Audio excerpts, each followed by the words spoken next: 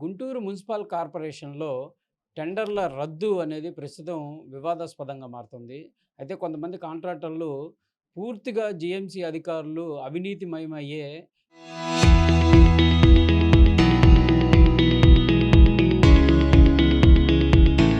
కాంట్రాక్టర్లను రద్దు చేస్తున్నారంటున్నారు. దానికి సంబంధించి నిన్న ఒక వివాదం కూడా జరగటం జరిగింది. దానిపైన రాయపాటి అమృతరావును మాట్లాడదాం. ఏం జరిగిందసలు? ఎందుకు ఈ రద్దులు ఎందుకు జరుగుతున్నాయి? ఒక్కసారిగా 166కి మందికి సంబంధించినటువంటి కాంట్రాక్టులు రద్దు జరిగినాయి. నిన్న అసలు వివాదం ఏంటి? అండి కాంట్రాక్టర్లు గత వైసీపీ ప్రభుత్వంలో అన్యాయాలకి అక్రమాలకి కేర్ ఆఫ్ అడ్రస్ అయిన వైసీపీ ప్రభుత్వంలో కొన్ని టెండర్ల గోల్మాల్ జరిగినాయనే కారణం తీసుకొచ్చి రద్దు చేశారు. ఇది బాగానే ఉంది. తప్పు చేసిన వాళ్ళని శిక్షించడం తప్పు లేదు. అసలు అది రద్దు చేయడం కూడా యాజ్ పర్ లీగల్కి వెళ్తే చాలా తప్పు. ఏదైనా తప్పు చేసిన వాళ్ళకి పనిష్మెంట్ వేయాలి. వాళ్ళు ఎంత చీటింగ్ చేశారో, మీరు పలానా 10 లక్షలు చీటింగ్ చేశారు, దానికి ఇంకో 10 లక్షలు కలిపి 20 లక్షలు కార్పొరేషన్ కట్టండి అనో ఏదోటి చేయాలి. మాలాగా అభంశుభం తెలియని అన్యాయాల్ని మేము ఎటువంటి తప్పు చేయకుండా నీతి నిజాయితీగా చేస్తున్న మా సంస్థలాంటి సంస్థలను కూడా మీరు ఇలా బలిపశువులు చేస్తే మేము సమాజంలో ఏ రకంగా తిరగాలని చెప్పి అడుగుతా ఉన్నాం. మేము ఏం తప్పు చేసామని అడగడానికి పోతే మా మీద అక్రమ కేసులు పెడతా ఉన్నారు. చాలా దారుణమైన పరిస్థితి కార్పొరేషన్లో ఉందండి. చెప్పుకోకూడదు. మీరు ఏ కాంట్రాక్టర్ నేను అడగండి, అవినీతిమయంగా గుంటూరు మున్సిపల్ కార్పొరేషన్ గత వైసీపీ ప్రభుత్వంలో తయారైంది. దాన్ని ఇప్పుడు మారిద్దేమో అనుకున్నాం. కానీ ఇప్పుడు ప్రభుత్వం వచ్చాక కూడా ఈ అధికారులు కొంతమంది పాతల్లో అవలంబించిన తీరును మార్చుకోవట్లేదు. సరే దానికి కూడా పోనీలే అని చెప్పి మేము కూడా ఎవరికి ఇవ్వాల్సిన డబ్బులు వాళ్ళకి ఇస్తూ ఉన్నాం. కానీ పరిస్థితులు ఎలా ఉందంటే రాజకీయ టార్గెట్లు ఎక్కువ జరుగుతున్నాయి. కార్పొరేషన్లో ఏం జరుగుతుందంటే కొంతమంది ఉద్యోగస్తులు ఉద్యోగం చేయాల్సిన ఎంప్లాయీస్ ఉద్యోగాలు చేయట్లా. కొంతమంది వైసీపీ వాళ్ళతో రహస్య సంబంధాలు పెట్టుకొని వాళ్ళతో అంటకాగుతూ రాజకీయం చేస్తూ ఉన్నారు. ఇది మంచి పద్ధతి కాదు అని చెప్పి చెప్తా ఉన్నా. అంటే గత 1 ఇయర్‌గా మీ పాలక వర్గమే ఉంది. టీడీపీకి సంబంధించిన పాలకవర్గం కొనసాగుతుంది. మీకు నచ్చినటువంటి కమిషనర్‌లనే తెచ్చినటువంటి పరిస్థితి ఉందంటున్నారు. మరి ఎందుకు ఇది ఈ మధ్య ఈ వివాదం? అంటే నేను కొన్ని మాట్లాడకూడదండి. నేను కొన్ని పాయింట్స్ చెబుతున్నాను. ఎక్కడికొద్దు కమిషనర్ గారు రమ్మనండి రేపు పొద్దున్నే, నేను వస్తా. వానాకాలాలు ఎలా పనులు జరిగినాయి జనరల్గా నేను చెప్పేది ఏంటంటే, వానాకాలం ఎక్కువ పని జరిగిద్ది, ఎండాకాలం ఎక్కువ పని జరిగిద్ది అండి.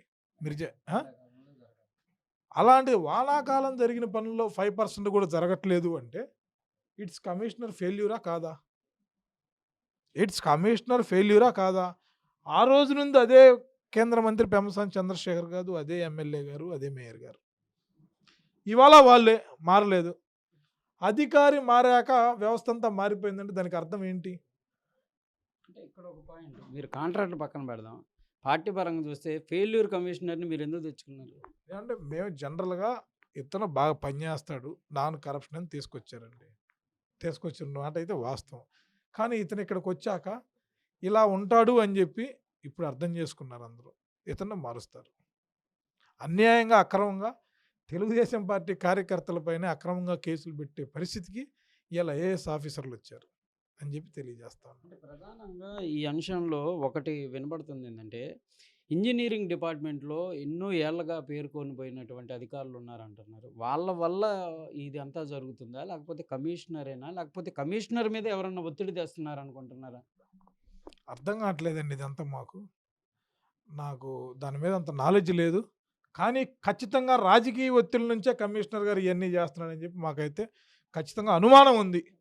మేము ఇది నిజమని చెప్పట్లేదు, మాకు అనుమానం ఉంది. ఇతను వైసీపీ వాళ్ళతో అంటకాగుతూ ఉన్నాడు. మాకైతే ఇతని మీద బాగా అనుమానం ఉందని చెప్పి తెలియజేస్తున్నానండి. ఇప్పుడు ప్రధానంగా ఈ అంశంలో మీ పైన కేసులు పెట్టడం కానీ, మీరే దాడి చేశారు అనేటటువంటి ఒక 4, 5 ఫోటోలను రిలీజ్ చేశారు. మీ దగ్గర నుంచి ఏమి వచ్చినటువంటి పరిస్థితి లేదు. డైరెక్ట్‌గా వాళ్ళ దగ్గర నుంచే వచ్చినాయి. ఎట్లా చూడొచ్చు ఇదంతా? ఏమంటే ఏ దాడిలో అయినా సరే నేను కనపడ్డానా? Clear straightforward question. అసలు దాడి ఎక్కడ జరిగింది? అసలు ముందు మీరు దాడి అంటున్నారు. సరే దాడి జరిగింది అనుకోండి, ఒక్క ఫోటో దాడి జరిగిన ఫోటో బయట పెట్టండి. నేను క్లియర్గా అడుగుతున్నా, దాడి జరిగిన ఫోటో బయట పెట్టండి. గుంటూరు మున్సిపల్ కార్పొరేషన్ మొత్తం సీసీటీవీ ఫుటేజ్తో ఉన్న కార్పొరేషన్ మన గుంటూరు మున్సిపల్ కార్పొరేషన్. నేను నిజంగా దాడి చేసినట్టయితే, ఒక మాట ఆలోచించండి, నేను నిజంగా దాడి చేసినట్టయితే ఈ పాటికి నా వీడియోలు ఎట్ట ట్రోల్ చేసేవాళ్ళు. నిజంగా నేను ఇలా ఒకటే అడుగుతా ఉన్నా. క్రాప్ చేసిన ఫోటోని రిలీజ్ చేశారు. అందులో మీరు దాడి చేస్తున్నట్టు కూడా ఏం లేదు వాస్తవంగా. అప్పుడు నేను అదే అడుగుతా ఉన్నా. నేను ఒకటే అడుగుతా ఉన్నా. నేను దాడి చేస్తున్న ఇప్పుడు గుంటూరు మున్సిపల్ కార్పొరేషన్‌కి ఇప్పుడు వెళ్దాం రండి. మీతో పాటు మీడియా సమక్షంలో వెళ్దాం రండి. ఏ రూమ్‌లో సీసీటీవీ ఫుటేజ్ లేదో చూద్దాం రండి. అంటే సీసీటీవీ ఫుటేజ్‌లు కూడా ఈళ్ళు అబద్ధాలుగా చిత్రీకరించేంత దౌర్భాగ్య పరిస్థితికి కమిషనర్ చేరాడని చెప్పి నేను తెలియజేస్తా ఉన్నా. ఎందుకంటే నేను చెబుతానండి క్లియర్‌గా. నేను దాడి చేశాననుకోండి. మీరు మొత్తం సీసీటీవీ ఫుటేజ్‌లు తీయండి. మేము ఎక్కడన్నా కర్రలు గానీ, రాడ్లు గానీ ఏమన్నా ఉన్నాయా? ఏమి లేవు. చేతులతో కొడితే అద్దాలు పగిలితే ఏమన్నా చేతులు ఇనప రాడ్లా అండి? మా చేతికి ఎక్కడొకక్కడ దెబ్బ తగిలింది చూడండి. నా చేతికి ఎక్కడైనా గాయం ఉందేమో, చిన్న గాయమైనా. చూడండి సార్, నా చేతికి ఎక్కడైనా చిన్న గాయమైనా ఉందేమో చూడండి. మరి ఎట్టా? అసలు ఇది ఎట్లా, హౌ ఈజ్ ఇట్ పాసిబుల్ అనేది మాకు కూడా అర్థం కావట్లా. ఇప్పుడు కొట్టి అది ఎలా పెట్టారో ఏందో తెలిస్తే గిన్నిస్ బుక్ ఆఫ్ రికార్డ్‌లోకి కూడా ఎట్టోకట్ట ఎక్కొచ్చేమని చెప్పి దాని గురించి ఆలోచిస్తున్నాం. ఎందుకంటే చేయని దాన్ని చేసినట్టు చూపెట్టడంలో ఈ కమిషనర్ గారు నంబర్ 1గా కనపడతా ఉన్నారు. ఇతనికి ఎవరైనా వీళ్ళు తప్పు చేస్తే ప్రశ్నిస్తే వీళ్ళని అణిచివేయటం, వీళ్ళని తొక్కేయటం, వీళ్ళని ఏ రకంగా కావాలంటే ఆ రకంగా ఇబ్బంది పెట్టడమే వీళ్ళ ధ్యేయంగా కనపడుతుందని చెప్పి అర్థమవుతా ఉంది. ప్రధానంగా ఏ నగరమైన అభివృద్ధి చెందాలంటే కాంట్రాక్టర్లు కూడా కంపల్సరిగా భాగస్వామ్యం ఉంటుంది.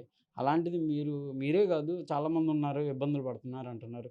మరి మిగిలినటువంటి ప్రజాప్రతినిధులు ఎందుకు ఇన్వాల్వ్ అవ్వట్లేదు? మీ పక్షాన్ని ఎందుకు నిలవట్లేదు? ప్రజాప్రతినిధులు మా పక్షాన్ని ఇన్వాల్వ్ అయ్యి చేస్తున్నారు కాబట్టే ఓ 5%, 6% పని చేయగలుగుతున్నాం. గుర్తుపెట్టుకోండి. ఈ డిపార్ట్మెంట్ వాళ్ళు దెబ్బకైతే 1% కూడా ఎవరు పనిచేయడానికి సిద్ధంగా లేరు. ఈ ప్రజాప్రతినిధులు నమ్ముకున్నాం కాబట్టే అర్థమైందండి.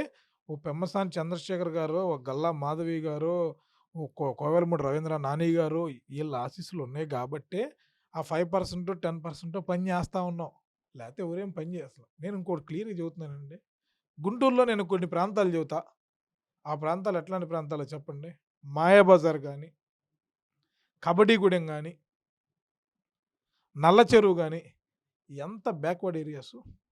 అక్కడ ఎవరు పనులు చేయడానికి బాగుపోతుంటే మా సంస్థ వేసి మేము పని చేసాం.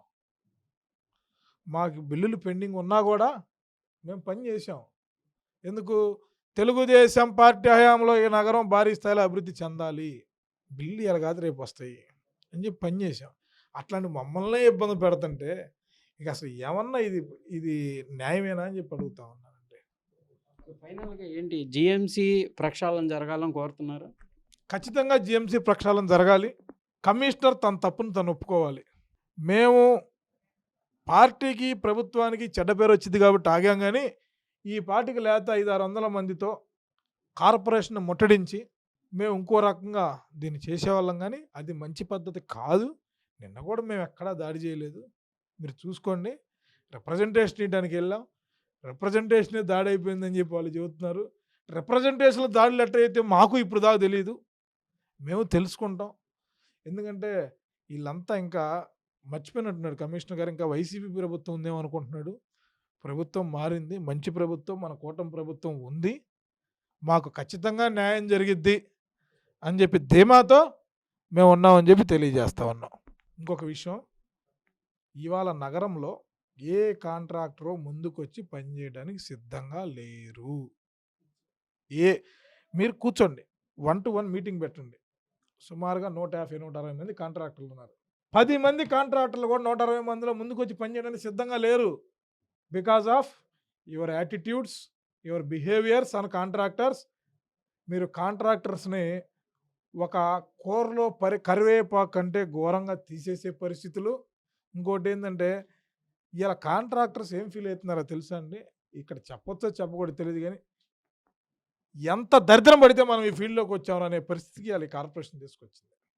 అంటే ఒక్కసారి ఆలోచించుకోండి, ఎంత బాధపడితే ఇష్టంగా వస్తారు ఎవరైనా ఈ ఫీల్డ్లోకి. ఇది ఒక ప్యాషన్గా ఇష్టంగా వస్తారు. ఇష్టంగా వచ్చిన ఈ ఫీల్డ్లో మనకి ఏం దరిద్రం బట్టి ఈ ఫీల్డ్లోకి వచ్చామో అని చెప్పి ఇలా ఎప్పటి నుంచో కాదండి, లాస్ట్ 6 నెలల నుంచే కార్పొరేషన్లో ఈ పరిస్థితి. వైసీపీ గవర్నమెంట్ 5 ఏళ్ళు ఈ దరిద్ర పరిస్థితి. కూటమి ప్రభుత్వం వచ్చిన తర్వాత 1.5 సంవత్సరం బ్రహ్మాండమైన పాలన అందించింది. ఈ రాష్ట్రంలోనే గుంటూరు స్వచ్ఛ గుంటూరుగా అవార్డు కూడా తెచ్చుకుంది.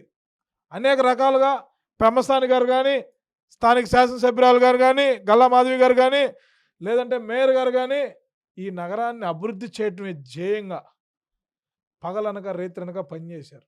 తెలియక తప్పులో భాగంగా జనరల్ ట్రాన్స్ఫర్‌లో భాగంగా ఈ కమిషనర్ వచ్చి, ఈ ఎస్సీ వచ్చిన కాడ నుంచి నగరం గొడ్డుపోయిందనే పరిస్థితి దాకా వర్కులు తీసుకొచ్చారు అంటే, ఎంత దరిద్రమైన పరిస్థితికి ఈ కార్పొరేషన్‌ని తీసుకొచ్చారంటే 100% పనులు జరగని వానాకాలంలో కూడా కష్టపడి పనిచేసిన కాంట్రాక్టర్లు వాళ్ళకి లాభాలు తక్కువ వచ్చినాయి. ఎందుకంటే వర్షాకాలంలో మీకు తెలుసండి ప్రతి పని 2 సార్లు జరిగిద్ది.